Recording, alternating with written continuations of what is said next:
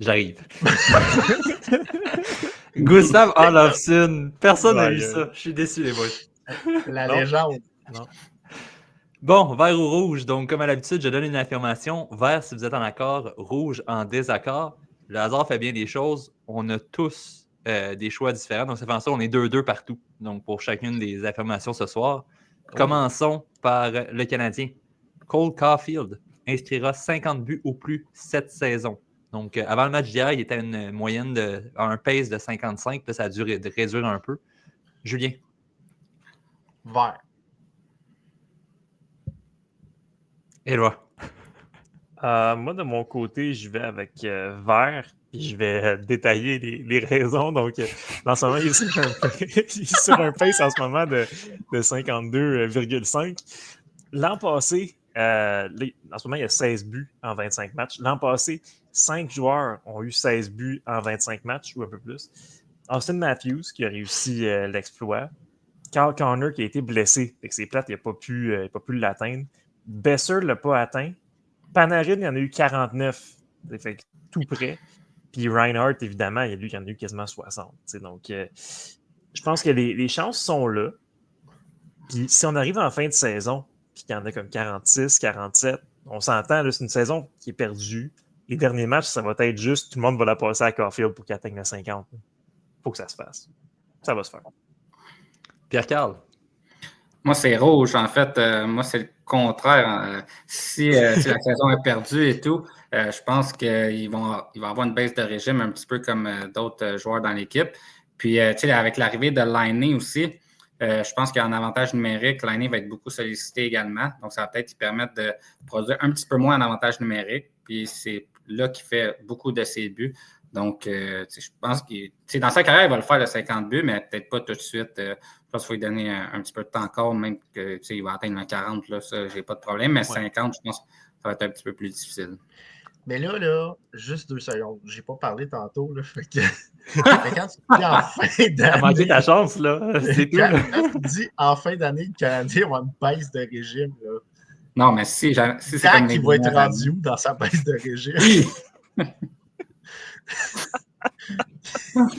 Il est déjà à moins 875. Ah, les gars.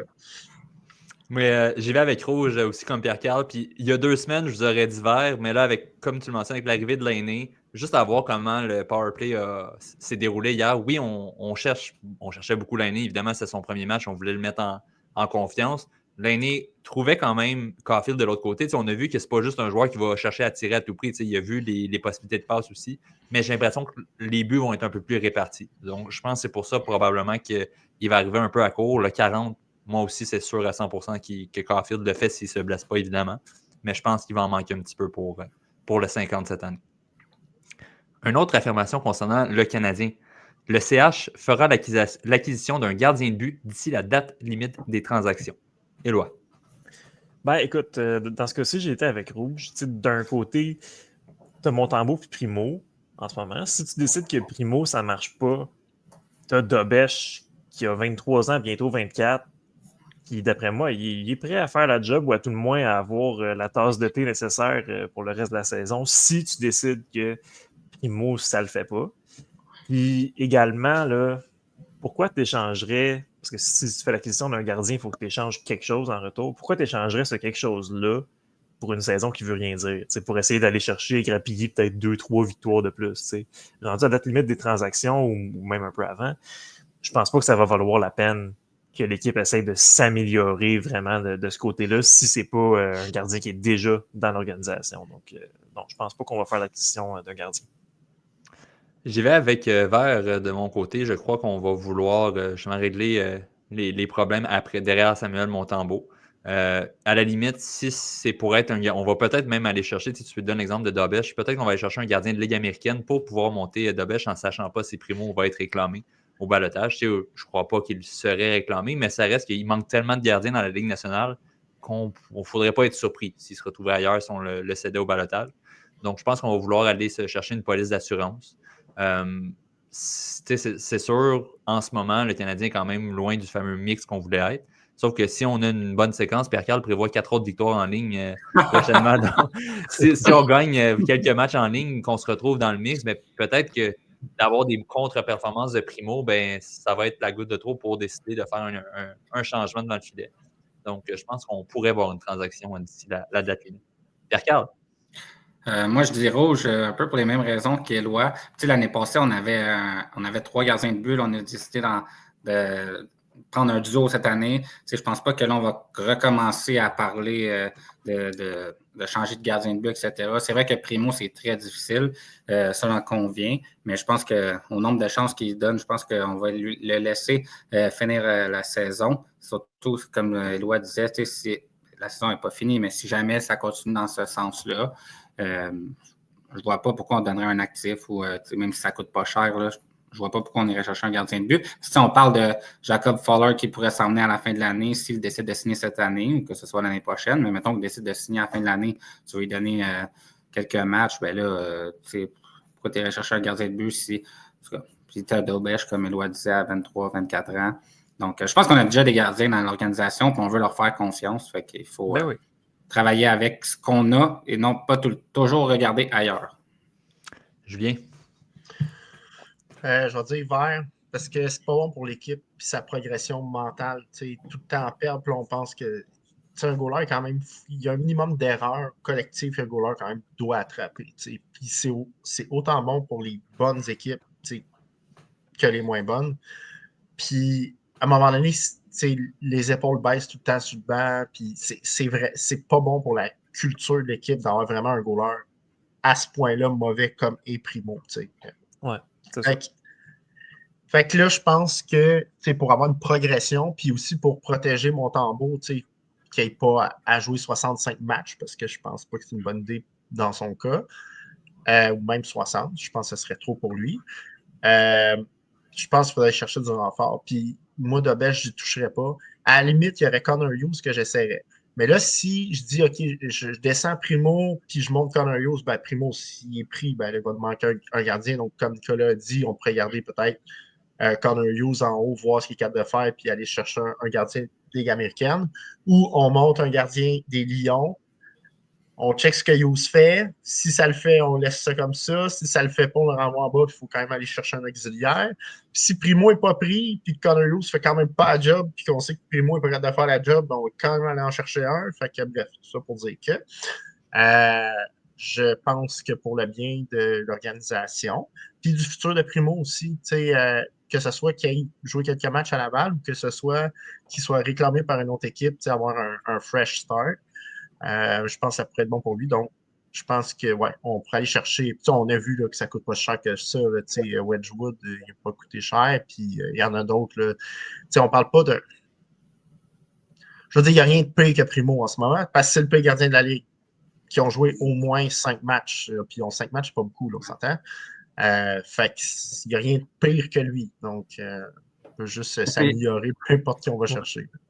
Les gardiens de but aussi, je pense que ça joue aussi beaucoup dans le mental. Là, juste aller faire un séjour à Laval, ça pourrait l'aider. Il y a des gardiens de but cette année qui ont été, comme Tristan Jarry est allé à Laval, dans la Ligue américaine. Puis, il est de retour. C'est quand même pas si pire. Donc, je pense que s'il pourrait reprendre confiance un petit peu Primo à Laval, je pense pas qu'il serait pris au balotage. Puis écoute, s'il est pris au balotage, ben là, après ça, tu te réajustes. Là, mais je pense que ça pourrait faire du bien d'aller reprendre un petit peu confiance puis revenir par la suite. Faut juste espérer que s'il se fait envoyer à Laval, qu'il y ait des bonnes performances à Laval puis que ça soit pas difficile là, non plus puis que ça s'empire. C'est à double tranchant, mais habituellement, Primo a montré qu'il était quand même capable au minimum de bien faire avec le Rocket. Troisième affirmation, le Canada remportera la Coupe des 4 nations. J'étais quand même étonné qu'on soit 50-50 sur celle-ci. Pierre-Carl? Ouais, moi, je vois avec vert. J'ai confiance en notre pays. Comme j'ai dit tantôt, d'avoir McDavid, McKinnon, Crosby ensemble, c'est des joueurs, quasiment les plus talentueux. Avec un Makar à défensive, on va être extrêmement rapide, on va être très talentueux. C'est sûr que côté des gardiens de but, c'est notre point faible. Mais j'essaie d'être positif tantôt en disant montrez-moi une bonne défensive, je vais montrer un bon gardien, là, mais ils ont toutes des bonnes équipes.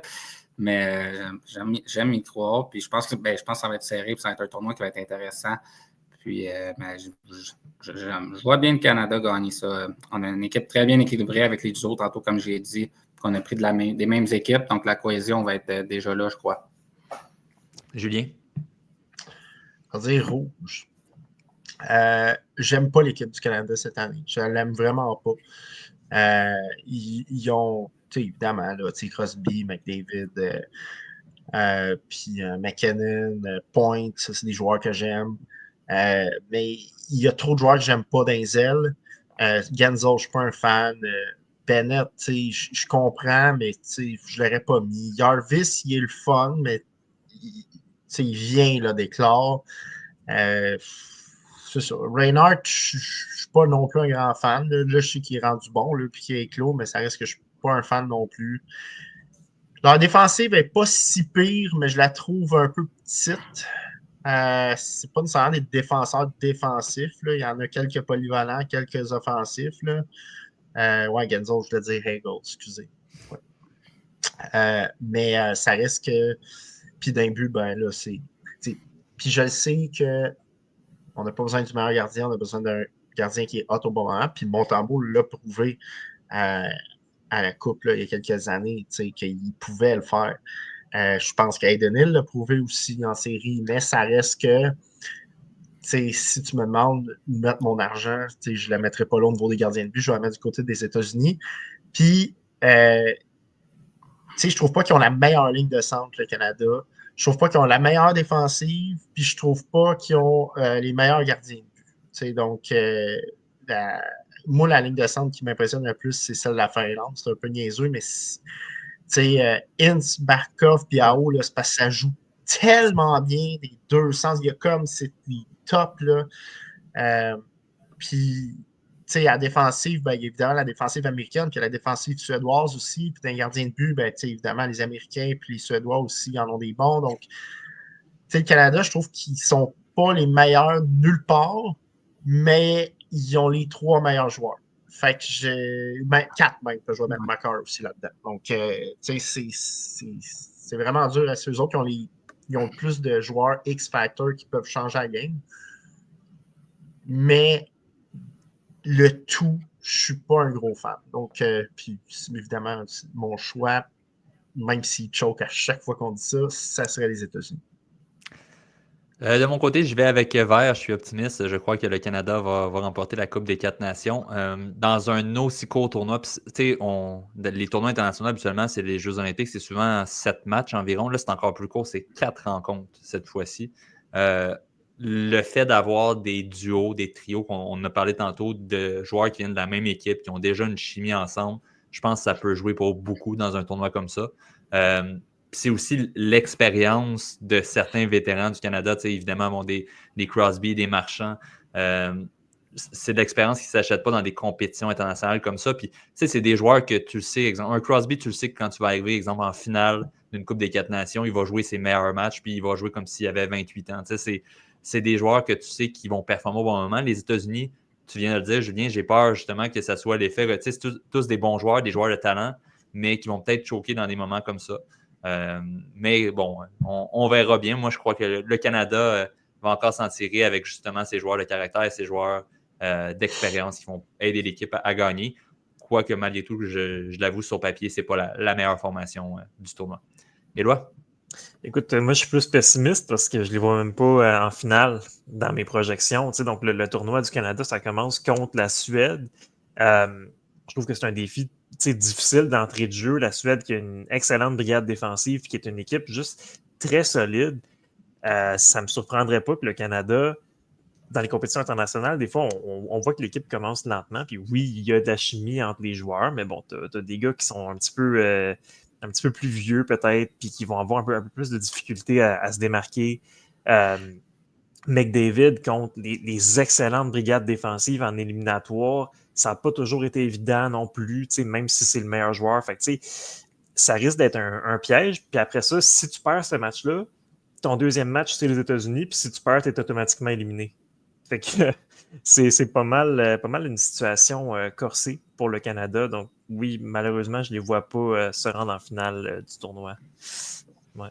Intéressant, ça sera à suivre au mois de février prochain. On termine avec le « Dans mon équipe », donc 2 joueurs qu'on ne verra pas à la Coupe des 4 Nations puisque leur pays n'y est pas. Donc 2 ailiers de grand talent dans la Ligue nationale. Cette semaine, on compare David ratio de points par match, plus un meilleur différentiel, évidemment, a joué un peu moins de matchs en plus que Pastrnak, qui a plus de points.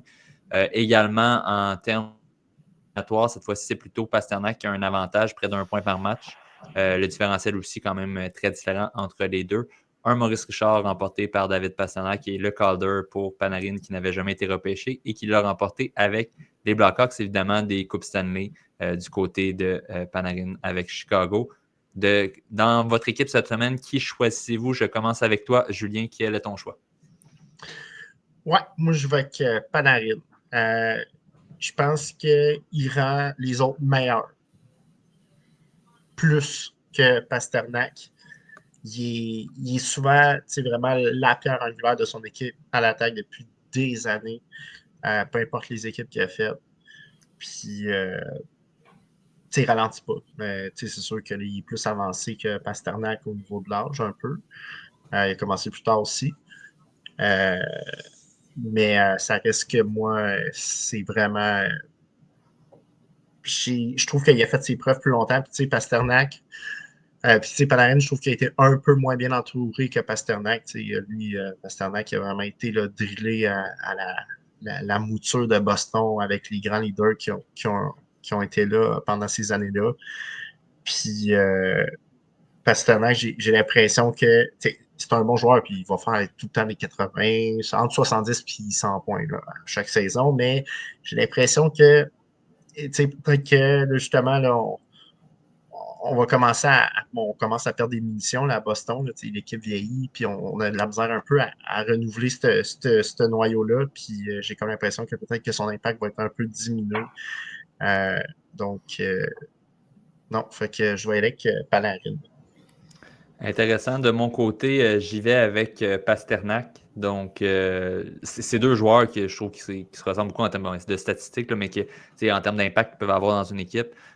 Pastrnak a prouvé un davantage, je trouve, en séries éliminatoires. Évidemment, tu l'as dit, Julien a quand même été très bien entouré à Boston.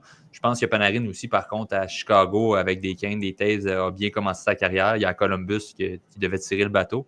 Mais par la suite, il a choisi sa destination en New York, qui avait quand même un bon noyau établi.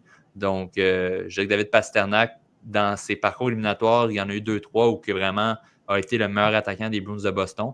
Ça a été plus difficile dans les deux derniers, dont celui où on a perdu Bergeron. Donc, c'est peut-être ce qui me refroidit un peu, surtout même avec la saison actuelle où il devrait être le leader offensif de l'équipe. Mm-hmm. Mais tout de même, je me dis, c'est pas une saison qui va définir la carrière de David Pastrnak. Je lui donne du temps pour prendre, si on veut, ce lead-là au sein de la formation qui tend à changer. Mais pour moi, les performances de Pastrnak m'impressionnent. Puis, on dit souvent que c'est difficile quand même de trouver des excellents buteurs dans la Ligue nationale. Mais Pastrnak, c'est un des meilleurs. Donc, pour moi, je le prends devant Panarin, quoique les deux sont des très bons choix. Éloi? Écoute, moi, j'ai été avec Panarin. Quel joueur complet, quel passeur. Comme Julien l'a dit, il rend les autres meilleurs. Puis l'année passée, quand il a décidé de finalement marquer puis de profiter plus des chances de marquer, il a quasiment atteint 50 buts. Je pense aussi que ses stats ont été affectés un peu négativement par le fait qu'il a été plusieurs années avec des moins bonnes équipes, moins bien entouré. Il était à Columbus quelques années. Il a été, au début de sa carrière, il était avec Chicago. Oui, c'était la fin un peu de l'Empire Chicago. Puis après ça, les Rangers, ça se cherchait un peu. Au début, ouais, quand il est arrivé. Ouais. C'est ça, la première année ou deux là, qui est arrivé. Donc, je pense que statistiquement, il faut faire attention à ça un peu. Ça fait quand même 7 saisons de suite de plus d'un point par match dans le cas de Panarin. Donc, vraiment, quoi d'autre? C'est aussi un joueur un petit peu moins unidimensionnel. Donc, ouais, c'est avec lui que je vais. Autre argument dans mon cas, c'est que c'est The Breadman. Puis ça, pour moi, c'est très important. Mais juste avant Pierre-Carl, c'est fou quand même de se dire qu'il n'a pas été repêché. Je comprends qu'il y a le facteur russe, il y a un contexte, mais quand même, de ne pas avoir été repêché, c'est juste incroyable qu'il produise autant et aussi bien dans la Ligue nationale. Pierre-Carl, de ton côté, tu viens m'aider, tu prends David Pastrnak. Ouais, même s'il y a un moins bon début de saison, là, si on veut, en termes de production, un marqueur comme David Pastrnak, on a besoin dans une formation, puis c'est pour ça que je prendrais David Pastrnak. C'est deux excellents joueurs, là, les deux arguments, que tu en prennes un ou l'autre, ça se vaut, là, ça s'équivaut, mais moi, personnellement, c'est un joueur que j'aime beaucoup, David Pastrnak, pour son talent, comme je disais, de marqueur. Comme tu dis, en série, il a quand même prouvé. Donc, je vais aller avec Pasternak. Il y a le style aussi en dehors de la patinoire qui va à l'avantage de Pasternak. Ouais. Moi, encore là, depuis que Panarin s'est rasé la tête, Ouais. c'est vraiment mon homme. Là. Ouais, nous ici en haut, tant que le ratio de cheveux n'est pas très égal là, en termes de haut et bas de l'écran. Là. Non, puis c'est drôle, hein? Non. 3 verres rouges sur 4, c'est le bas contre le haut de l'écran. Les chauves contre les cheveux.